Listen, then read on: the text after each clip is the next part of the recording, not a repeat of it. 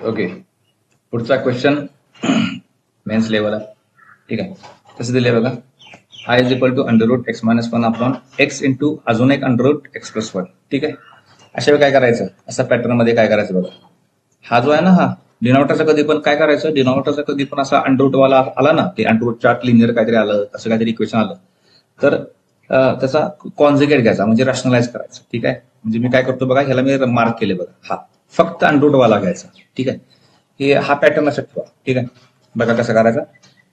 I is equal to integration, एक सम दोन तीन प्रकार सुटते, पण हा बेटर वे मला असं वाटतं की सोपा आहे.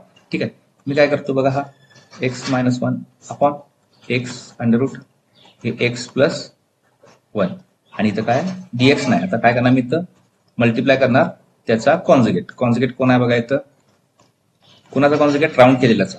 कसं होणार ते बघा, एक्स प्लस वनचा करायचा, म्हणजे कॉन्जुगेट कोण येणार, एक्स मायनस वन अपॉन इथे लिहिणार मी एक्स मायनस वन. बघा, मी राऊंड केलाय, याचा कॉन्जुगेट केला, याचा रॅशनलाइज केलं आणि त्याला बॅलन्स केलं. ठीक आहे, शेवटला काय डीएक्स.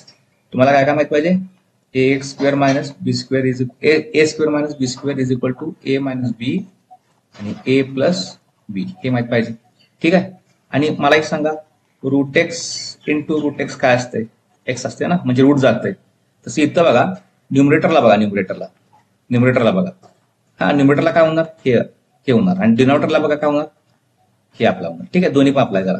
बघा, न्युमरेटरला खालचं हे ब्ल्यू आलं, कसं करणार बघा, I is equal to integration हे रूट एक्स मायनस वन न्युमरेटरला सेम आहे, म्हणजेच एक्स मायनस वन अपॉन इथं बघा काय होणार, हा एक्स तर आहे, इथं मल्टिप्लिकेशन आहे, इथं मल्टिप्लिकेशन आहे, म्हणजे मी एक्स लिहितो.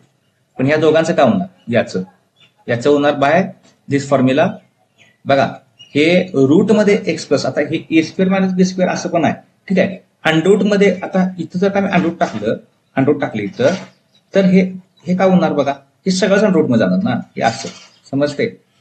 इंटू असल्यामुळे सगळं पॉसिबल आहे, एकत्र अंडरूट मध्ये घ्या की कसं पण घ्या, म्हणजे मला अंडरूट जरी आलं तरी कन्फ्युज व्हायची काही गरज नाही.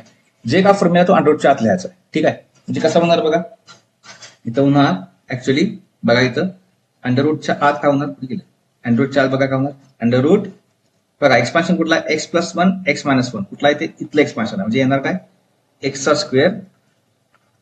स्क्वेअर मायनस, बघा पुढं काय मायनस आहे, मायनस वनचा स्क्वेअर, म्हणजे तो वनच असतो, आणि हे डीएक्स अजून इंटिग्रेशन काढलेलं नाही. ठीक, आता पुढं बघा, इथं मी काय करतो बघा, येस, तुम्हाला अजून एक काय माहित पाहिजे बघा, जर का ए मायनस बी अपॉन सी असेल तर कसं लिहितोय आपण, ए बाय सी मायनस बी बाय सी. तसं इथं ए आणि बी आणि सी कोण, हे बघा, हा ए हा बी आणि अखंड हे सगळं काय आहे सी. तसं करा सेपरेट, आणि मी हे काय करतो, ह्याला इंटिग्रेशन देतो, ह्याला इंटिग्रेशन देतो वेगवेगळं. ठीक आहे, बघा आता काय करतो मी, आय इज इक्वल टू एक इंटिग्रेशन इकडे आलं, एक इंटिग्रेशन इकडे आलं. ठीक आहे, दोघांच्या मध्ये कोण आहे, मायनस आहे, मायनस इथे घेतो. ठीक आहे, मायनस इथे घेतो, इथं डीएक्स आलं आणि इथे एक डीएक्स आलं. आता जागा भरा, ए बाय सी म्हणजे काय, एक्स अपॉन ऍड करायला पाहिजे वास्तविक. ठीक आहे, आता असू दे, X underroot X square minus वनचा स्क्वेअर. ठीक आहे, दुसरं काय होणार बघा, मायनस घेतला आपण, one upon x into underroot X square minus वनचा स्क्वेअर. ठीक आहे, आता बघा इथं काय काय सिम्प्लिफिकेशन होते काय बघा, येस होते, हे एक्स स्लाइस गेलं. आता एक्स स्लाइस गेलं म्हणजे काय राहिलं, इथं वन राहिलं. आता तुम्हाला माहित पाहिजे काय, one upon integration of one upon under root X square minus A square असेल. ठीक आहे, एक्स स्क्वेअर मायनस ए स्क्वेअर असेल तर कसं लिहितो आपण, एल किंवा लॉग, हा मॉड मध्ये स्क्वेअर एक्सक्वेअर वाली टर्म आहे ना, एक्सक्वेअर वाली टर्म, त्याचा फक्त स्क्वेअरच्या खालचा बेस घ्यायचा एक्स. ठीक आहे, आणि इथं काय करायचं, मायनस इथं प्लस आहे ऍक्च्युली या फॉर्म्युल्यामध्ये, लक्षात ठेवा, मायनस असताना प्लस आहे. काही ठिकाणी फॉर्म्युले जुन्या मी ऑफलाईन ऑनलाईन लेक्चरमध्ये चुकले असेल तर करेक्शन करून घ्या, इथं मायनस असताना इथं प्लस असते. आणि हा जो खालचा फॅक्टर आहे, खालचा फॅक्टर ऍज इट इज लिहून टाकायचा, कोण आहे तो, एक्स स्क्वेअर मायनस ए स्क्वेअर, आणि हे प्लस सी असते. ठीक आहे, एच्या ठिकाणी कोण आहे, एच्या ठिकाणी वन आहे. बघा कुठे म्हणाले मी, लेफ्ट ह्या पहिल्या ह्याच्यात, मग काय होणार बघा, ते इथं लिहितो मी, आय इज इक्वल टू. ठीक आहे, हा इंटिग्रेशनचा हे सॉल्व्ह करताना काय होणार बघा, हे फॉर्म्युला वापरा, काय होणार बघा तू, हा ln, ठीक आहे. इथं कोण आहे स्क्वेअर रूटच्या आत स्क्वेअरच्या खाली एक्स वाली टर्म बघायची कोण आहे ती, इथं पण एक्स आहे तिथं पण एक्स आहे म्हणजे इथं पण येणार एक्स, ठीक आहे. इथं प्लस आणि अंडर रूट जे डिनॉमिनेटर आहे तो लिहून टाकायचा एक्स स्क्वेअर मायनस आता 1चा स्क्वेअर म्हणजे 1च, ठीक आहे. हे झालं 1. याचं काय करणार हे बघा, तुम्हाला सगळ्यांना माहिती आहे सेक एक्सचं डेरिव्हेटिव्ह काय असते 1 मॉड मध्ये x into x square minus 1, ठीक आहे. आता मॉड म्हणजे काय पॉझिटिव्ह येण्यासाठी तुम्ही नुसतं एक्स जर लिहिलं तर चालतंय, नो प्रॉब्लेम, ठीक आहे.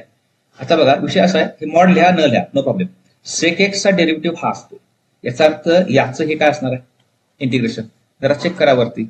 या 1ला मी कसं लिहिलं 1च लिहिलं नुसतं आणि ह्या मॉडच्या ऐवजी नुसता एक्स लिहिला तरी पण काय होणार याचा आन्सर सेक, म्हणजे हे मायनस मध्ये आलं इथं लिहिणार मी सेक आणि काय येणार बघा एक्स येतं एक्स, समजते.